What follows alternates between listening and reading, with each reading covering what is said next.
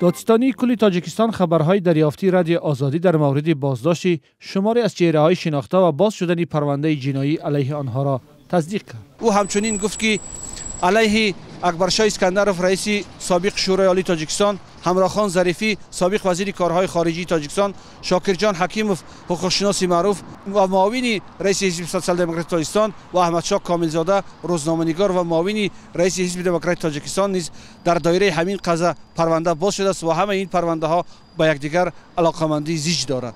این افراد در پیوند به قضیه سید جعفر عثمانزاده رئیس پیشین حزب دموکرات تاجیکستان و وکیل پارلمان که 12 می بازداشت و به تبادلات دولتی و غصب حاکمیت متهم می شود بازداشت شدند.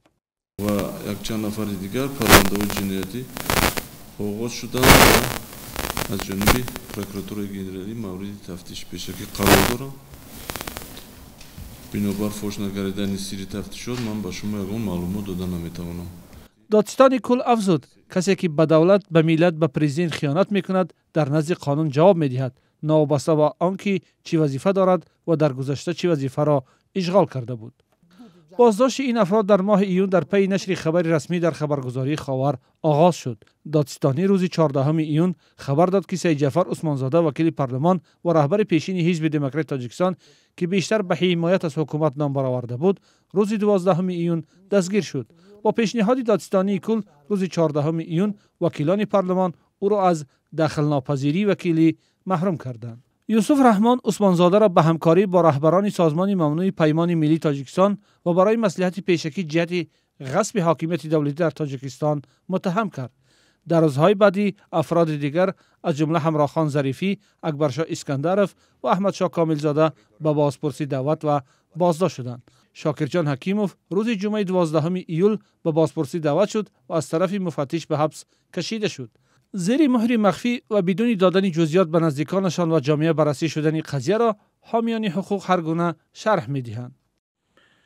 بله، قانونگذاری تاجیکستان مقرر کرده است که در حالت‌های ضروری بررسی تفتیشاتی پیشکی، رفت تفتیشاتی پیشکی باید مخفی کرده شود و تا اینکه با تفتیشات فشار آورده نشود، دلایل‌ها نابود کرده نشوند، فشار به شاهدان و دیگر اشتراکچیان مرافعه تفتیشات پیشکی آورده نشود.